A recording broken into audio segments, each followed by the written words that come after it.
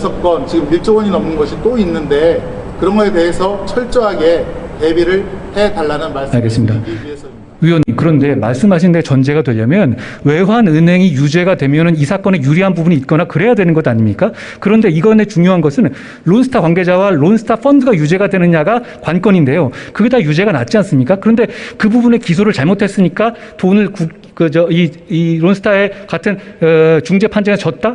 이건 논리적으로 말이 되지 않죠. 그렇지 않습니까? 외환은행이 만약에 말씀하신 대로라면 외환은행이 유죄가 됐다면 예를 들어가지고 어떤 상황이 바뀌거나 그래야 된다는 건데 그거는 그런 구조가 아니거든요. 왜냐하면 론스타에 대해 책임을 묻는 건데 론스타에 대해 책임을 묻는 거에 대해서 다 유죄가 났고 실제로 실형이 나서 감옥에 갔단 말입니다. 그리고 그 부분을 중시해서 저희가 상당 부분 이기는 것이고요. 그런데 지금 말씀하신 것처럼 외환은행이 무죄한 부분이 있으니까 검찰 수사가 잘못되거나 이 소송에서 큰 문제가 있었던 것처럼 말씀하시는 거면 그거라면 저는 국민을 호도하시는 거라고 생각합니다. 판결문에는 그렇게 적혀져 있지가 않은데요. 아닙니다. 위원님, 제가 10년 동안 나름대로 인생을 걸고 한 사건입니다. 그래서 이 사건에 대해서는 하나하나 세부적인 모래알 같은 부분까지 다 기억하고 있거든요. 제가 보기에 잘못 보신 것 같습니다. 이강원 씨라든가 변양호 씨 다 무죄 나왔고 또 그 사건은 제가 담당한 사건이 아닙니다. 제가 담당한 사건은 아닌 걸 가지고 저한테 말씀하시면, 그리고 저희 입장에서는 제가 한마디만 더 말씀드리고 싶은 것은 지금 아직 론스타와의 어떤 싸움이 끝나지 않은 상태인데요. 저희가 여기서 마치 우리 내부에서 어떤 잘못이 있었던 것이냐, 당시 경제관료들은 이걸 지금 이 단계에서 싸움이 진행되는 상태에서 우리가 후벼파기 시작하면 이건 결국 저희의 취소 쟁송 과정에서 론스타의 무기로 악용될 겁니다.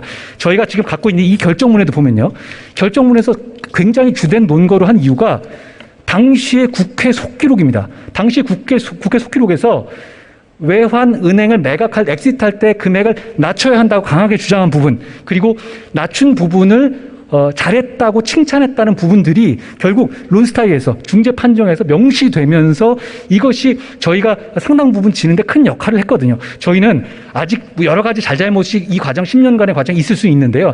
아직까지 싸움이 끝나지 않은 단계이기 때문에 저희는 최선을 다할 것이고, 지금 단계에서 저희는 뭐냐면 대한민국은 잘못한 게 없고 론스타 잘못했다, 이 로직이 싸움인데요.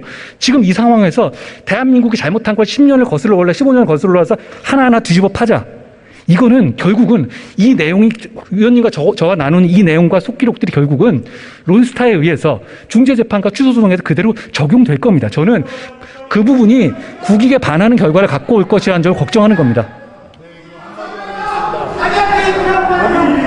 론스타의 대표인 마이클 톰슨은 기소를 하지 않으셨더라고요. 마이클 톰슨은요, 론스타의 대표라기보다는 그 리걸 어드바이저였거든요. 근데 벨기에 펀드에서 대표로 되어 있었죠. 마이클 톰슨은 해외 도피중입니다. 그래서 미국 국적임에도 불구하고 범죄인 인도 청구를 에이스 쇼트 부회장과 함께 지금 해둔 상태라는 점을 말씀드립니다. 저 속기록에 좀 남기기 위해서 한마디만 하겠습니다. 마이클 톰슨은 유죄 취지로 판정이 되어서 마이클 톰슨이 대표로 있는 회사가 250억 벌금을 받았습니다. 네. 법원은 마이클 톰슨이 잘못했다고 판시를 한 겁니다. 그런데 한동훈 장관께서는 마이클 톰슨을 기소하지 않았습니다. 그럼에도 법원은 마이클 톰슨을 유죄로 그 판결문 내용에 판시를 했습니다. 이거는 우리나라에 유리한 상황입니다. 더 답변하시면 우리나라에 불리할지도 모르겠으나, 위원님, 마이클 톰슨을 사실상 기소한 것이죠. 왜냐하면 마이클 톰슨의 대표를 법인을 한 것이고, 마이클 톰슨은 해외 도피한 상태입니다. 지금 그래서 범죄인 인도 청구를 해둔 상태고요. 해외 도피가 돼도 기소를 할 수 있고요. 또 기소를 안 했다 하더라도 법원에서 마이클 톰슨이 그런 외환 헐값 카드 조작에 관여했다라고 판시를 했다니까요. 당연히 판시했죠. 제가 수사를 했고 그 관련자들 자백을 받았기 때문에 마이클 톰슨이 했다는 거가 확정된 겁니다. 제가 그 부분에 대해서 마이클 톰슨이 범죄를 저지른 점에도 규명을 했고요. 그래서 그렇기 때문에 마이클 톰슨이 단독 대표로 있었던 벨기에 펀드를 기소한 것입니다.